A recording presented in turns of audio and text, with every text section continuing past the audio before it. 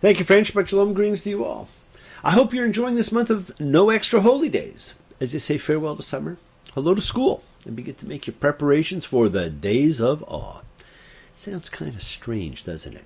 To think of the high holy day of Rosh Hashanah, New Year's, as the beginning of the days of awe. Well, over the next few weeks, we will talk about it. And as has been my practice, I'm often away during the high holy days helping with services in other locales, most often in upstate New York, where there is a scarcity of rabbis and a scarcity of regular services. And even though I'm scheduled to be away again, I've been asked by many here and have been able to make arrangements to conduct the Rosh Hashanah service at home this time. There will be no tickets, no boredom, and no asking, when will this be over?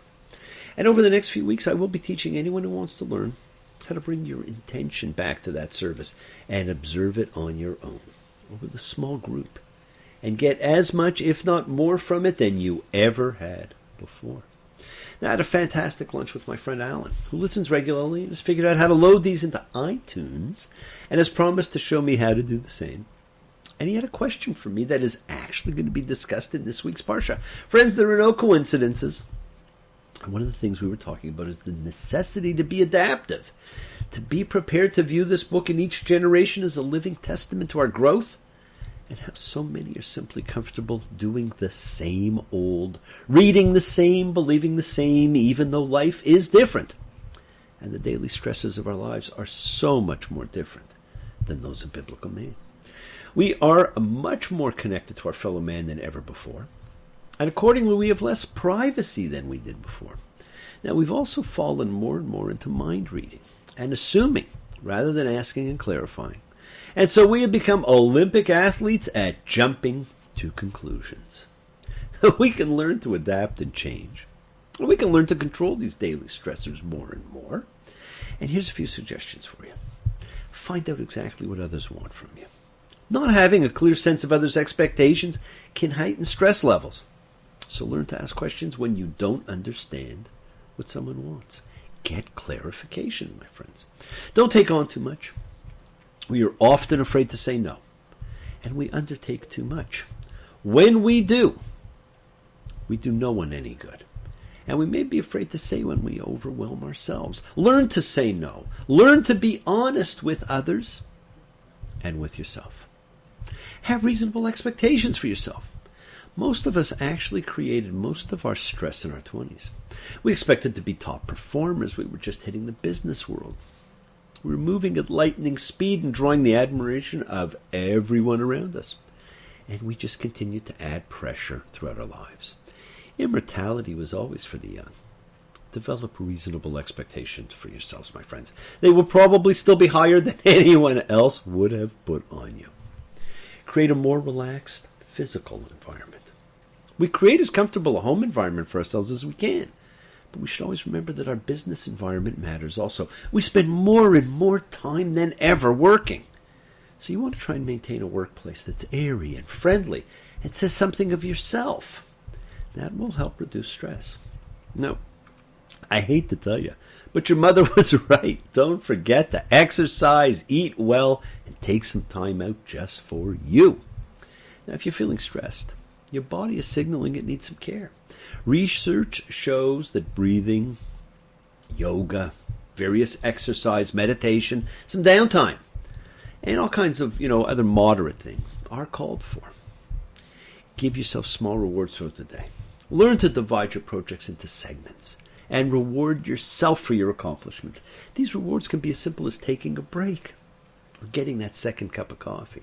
But knowing that you're working towards something achievable in the short term makes the enormity of the entire day much more manageable. We all need to learn to reward ourselves. When you take better care of you, you take better care of the people who have meaning in your life and better care of the world. There's so much in this parsha about taking care of the people you love, even though it is woven into rules and laws about love, marriage, divorce, obligations, even mixing things together. Friends, this is the love and marriage parsha. This is Kitetza, when you go forth. Now, as old Blue Eyes, the chairman of the board, saying, love and marriage go together like a horse and carriage. This I tell you, brother, you can't have one without the other. Now, woven throughout this entire piece are listed rules, regulations, laws, obligations regarding marriage. Now, we also get what people think are the divorce rules buried in here, although they are not. And a great rule in Deuteronomy 20:10 about unevenly yoked animals. You shall not plow with an ox and an ass together. I get it. I get that there can be an uneven distribution of weight and workability if you have such a diverse pair. But many believe that this sentence also applies to marriage and use this as a reason for non-supportive interfaith relationships. I love the conclusions people draw. Yes, we have attained Olympic proportion, my friends. What was that about adding? Friends, this parsha is about dignity. The dignity and respect to be given to women. You see, there's a terrible saying, all is fair in love and war, but it is not true. This parsha is about respect for women captives. And you see among the captives a woman of comely features, and you desire her, and take her for yourself as wife. You shall bring her into the house. She shall shave her head and do her nails. And she shall take off her captive's cloak and stay in your house and mourn for her father and her mother a month of days. I love the phrase, comely features. Those words were only used one other time in the Torah. Those were the words used by Mrs. Potiphar when she saw young Joseph. Now, the Torah acknowledges that the soldiers of a conquering army are likely to be tempted to take captive women, but it forbids acting on the impulse. Instead, the Torah demands that a captive woman be granted dignity and honor. She's to be allowed to mourn her parents. She is to be given the honor of marriage. She's not to be taken forcibly. She's to be married and given the status of a wife. She cannot be treated as a slave, nor can she be sold. These are amazing laws. Now, before the conquering soldier can consummate his desire and marry the woman, he has to allow her to mourn the loss of her family for a full month. Now, during this period of time, she's to shave the hair of her head and let her fingernails grow. Rashi suggested that these were mourning rituals of the time. However, he also suggests another reason for her hairless, unkept appearance. He states that the Torah's laws are attempting to dissuade the man from marrying the captive woman by making her appear repulsive to him. You know, the month of mourning is like a 30-day waiting period, during which the man has time to reconsider his intentions. Buyer's remorse, so to speak. Now, does he really want to marry the weeping bald woman with the long fingernails? If at the end of the 30 days the man has decided he's not pleased with her and does not want to marry the woman after all, he is to let her go free. So some would say she cuts her nails and her hair so as to be less attractive, so that the man who is attracted to her will become less infatuated. And some others say it's part of her mourning. But what pervades the elements of the law is an extraordinary sensitivity to the humanity of a captured woman. Contrary to one of the most common practices of war, the Israelite soldier is not permitted to rape her. He may take her only as wife. But even then, he must give her time to mourn the loss of her family. And if he takes her as a wife but then rejects her, he must let her go completely free. And friends, the text uses the same word as in the law of divorce. And the text also recognizes that he has degraded her. So he cannot treat her like a slave to be sold. He cannot receive money for her from anyone else.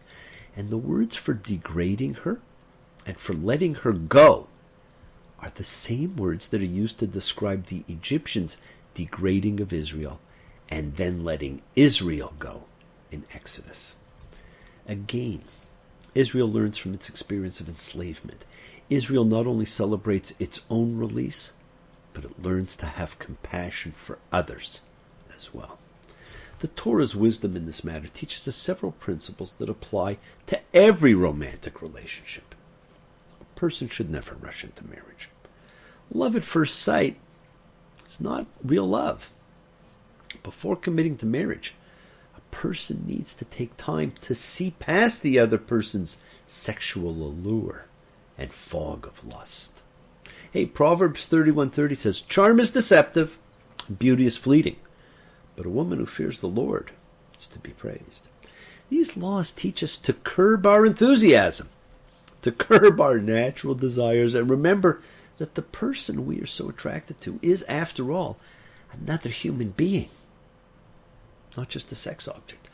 Furthermore, the laws pertaining to the captured woman teach us that sex before marriage is never sanctioned. Rape of captives, as I said, was strictly forbidden. Even the battlefield soldier had to delay gratification 30 days and wait until the wedding document was signed. I love you more than ever, more than time and more than love. I love you more than money and more than the stars above. I love you more than madness, more than waves upon the sea. I love you more than life itself. You mean that much to me. Dignity, honor, respect. Shouldn't we give these to everyone all the time? Don't you want them for yourself? Friends, few ceremonies outside of the sacrifice at the tabernacle are actually given or described. The divine interest is in the marriage relationship rather than the ceremony. The husband's treatment of the wife, the prohibition of adultery, their relationship with their children, inheritance, making one's spouse happy. Same goes for funerals and bar mitzvah. Even such well-known Jewish practices as saying Kaddish and sitting Shiva are not mentioned anywhere in the Torah. And bar mitzvah are not treated or even mentioned.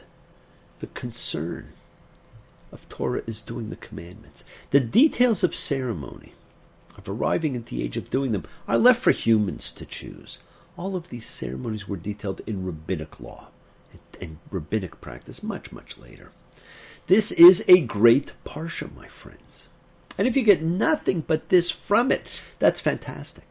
But there are some other interesting things in it. We are told you cannot contravene the law of firstborn.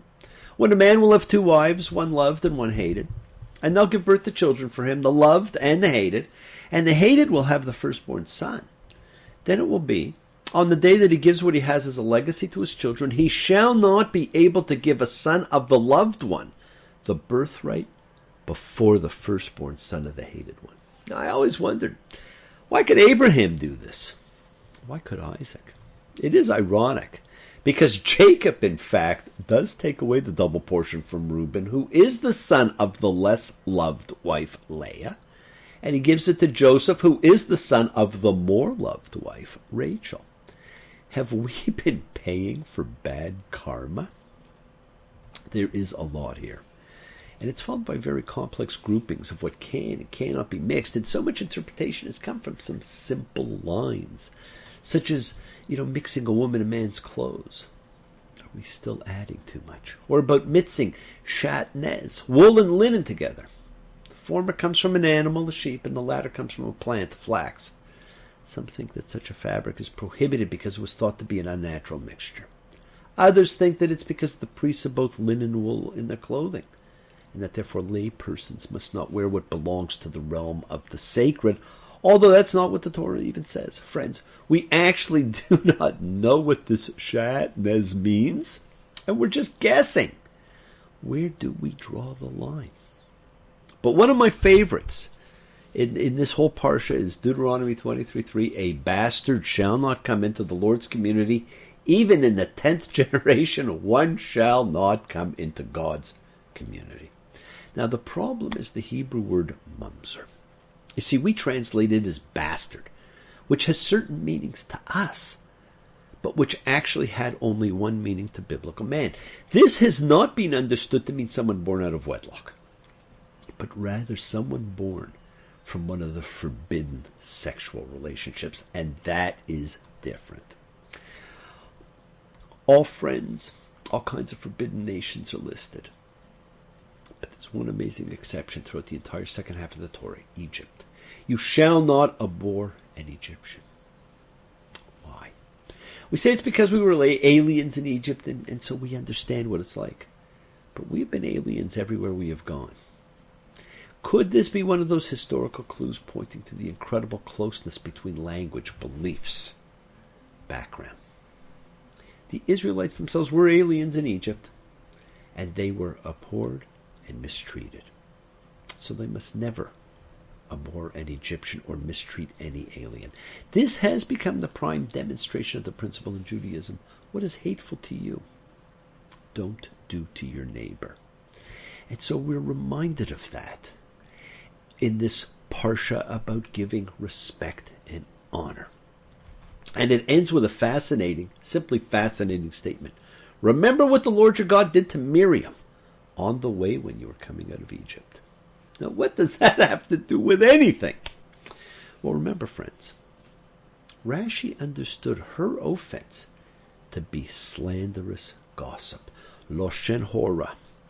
So start thinking now about what you need to do during the days of awe. Friends, the world is sacred, so is everything in it. Express your gratitude, light a candle, make a wish. Celebrate your life and the lives of those you love. Share your feelings with them. Live free, be free, and honor your freedom. Be well, be happy, be blessed. Share and honor the light, and all who live in the light and continue to shine. Continue to send everyone you know goodwill and love. Pray for peace and freedom for everyone, and end to terror and hatred. Remember, friends, we are a community. We learn together, we celebrate each other. We love each other. We share this ride together, men and women equally. Let us send out love, not fear. Who knows how long I've loved you? You know I love you still. Will I wait a lonely lifetime? If you want me to, I will. Fall in love, friends. It is the great gamble worth taking. Ask questions. Do not take because as an answer. See what lies in front of you. Don't jump to conclusions.